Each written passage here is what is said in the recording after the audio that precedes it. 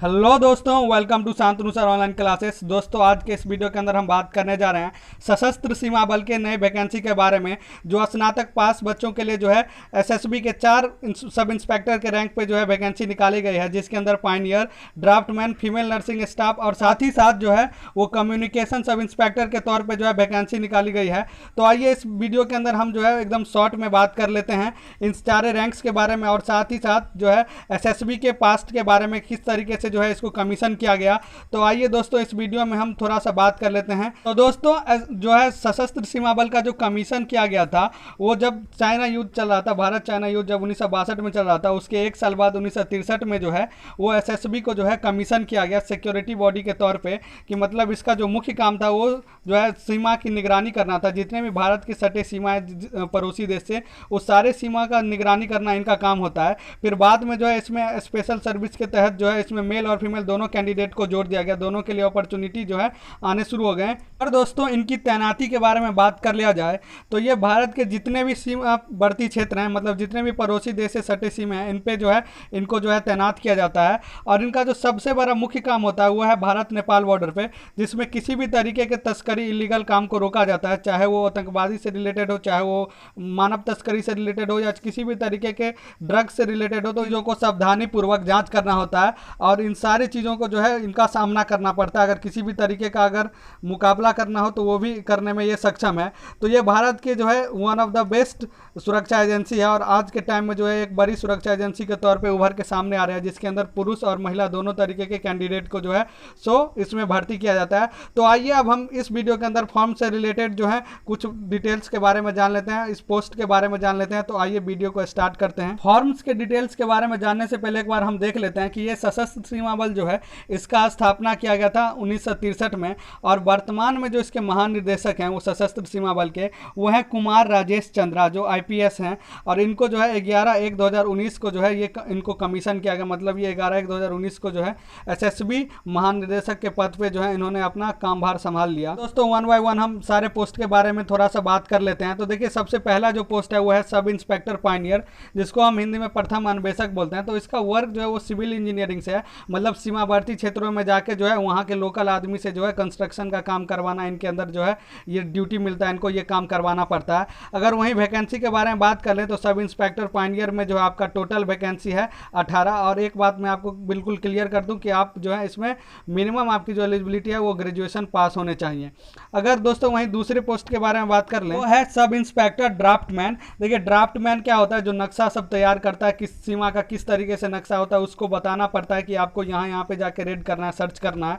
तो उसके अंदर जो है वो वैकेंसी है, टोटल वैकेंसी 3 ही वैकेंसी है, तो कम वैकेंसी है इसके अंदर। वहीं जो तीसरा वैकेंसी है वो है एसएसबी सब इंस्पेक्टर कम्युनिकेशन। देखिए, कम्युनिकेशन का मतलब क्या होता है आप जानते हैं। सीमावर्ती जितने भी इलाके होते हैं वहाँ पे पेट्रोलिंग करना होता है, और हर पल का जो है आपको इंफॉर्मेशन या मैसेज आपको पहुँचाना होता है बेस पे। तो वहाँ पे जो है सीमावर्ती क्षेत्रों में बड़े बड़े टावर नहीं होते, तो वहाँ पे जो है सैटेलाइट की मदद से जो है इन्फॉर्मेशन भेजना होता है, मैसेज भेजना होता है। तो वहाँ पे एसएसबी सब इंस्पेक्टर कम्युनिकेशन का जो है ज़रूरत पड़ता है। और इसके अंदर जो आपका वैकेंसी और टोटल 56 मतलब 56 वैकेंसी है।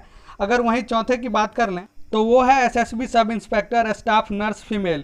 देखिए, जो भी फीमेल या जो भी जो है ग्रेजुएशन अपना जो है अगर एनएचएम या फिर जो है कोई भी मेडिकल डिप्लोमा कोर्स किए हुए हैं तो उनके लिए है SSB staff nurse female vacancy जो है टोटल 39 वैकेंसी है, वो सिर्फ और सिर्फ नर्स फीमेल के लिए वैकेंसी है। दोस्तों अगर हम फॉर्म्स के डिटेल्स के बारे में बात कर लें तो ये जो है एसएसबी ऑफिशियल वेबसाइट के द्वारा जारी किया गया जो है डिटेल नोटिफिकेशन है। तो इसके अंदर आप देख लीजिए, कुछ वैकेंसी सर्कुलर के बारे में बताया गया है। तो देख लें, मेन रूप से इसमें लिख दिया गया कि अगर ऐसे सिटीजन जो इंडिया, नेपाल या भूटान हैं और यहाँ के सब्जेक्ट से पढ़े हैं या ग्रेजुएशन किया तो वो इस फॉर्म को भर सकते हैं।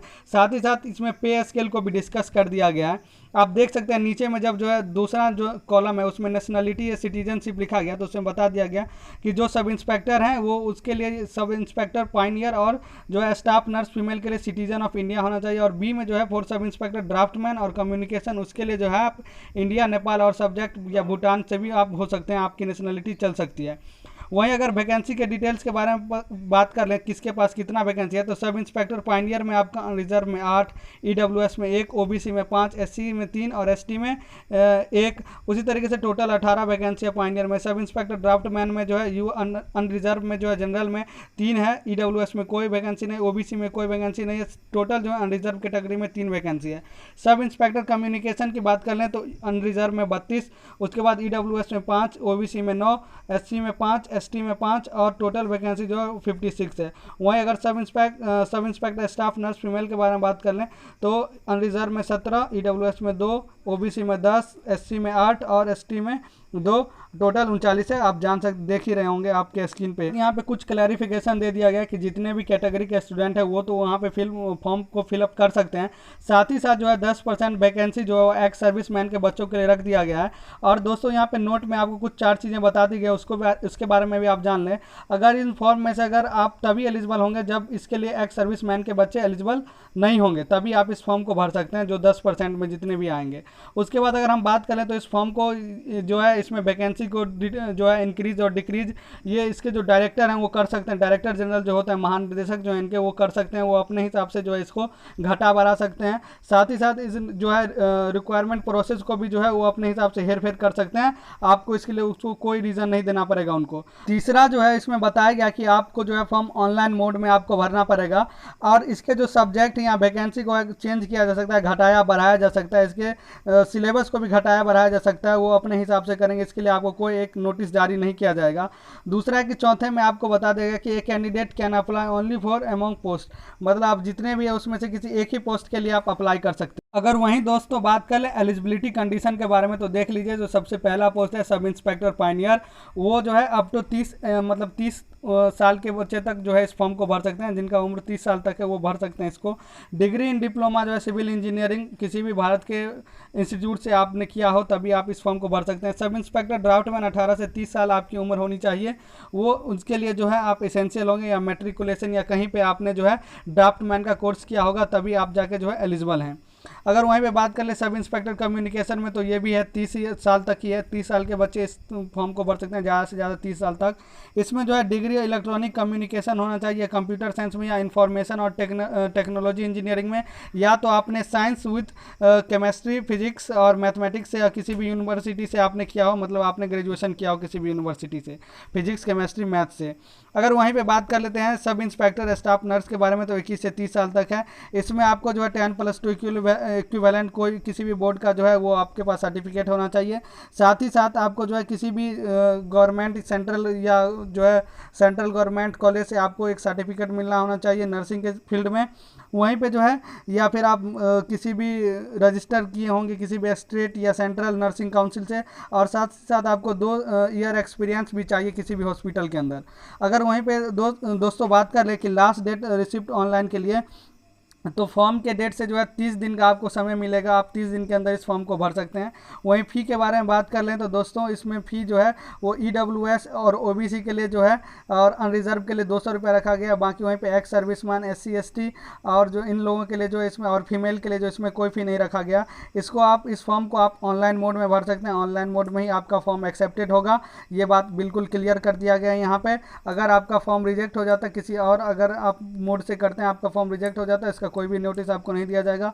अगर आप इस फॉर्म को भरना चाहते हैं तो लिख दिया गया कि www.ssb.govern.in पे आप जाके इस फॉर्म को भर सकते हैं। एडवर्टाइज नंबर आपको दे दिया गया, नंबर 338-RC/SSB/combined advertise/सब इंस्पेक्टर/2020 ऐसे करके जो है आपका नोटिफिकेशन दिया गया।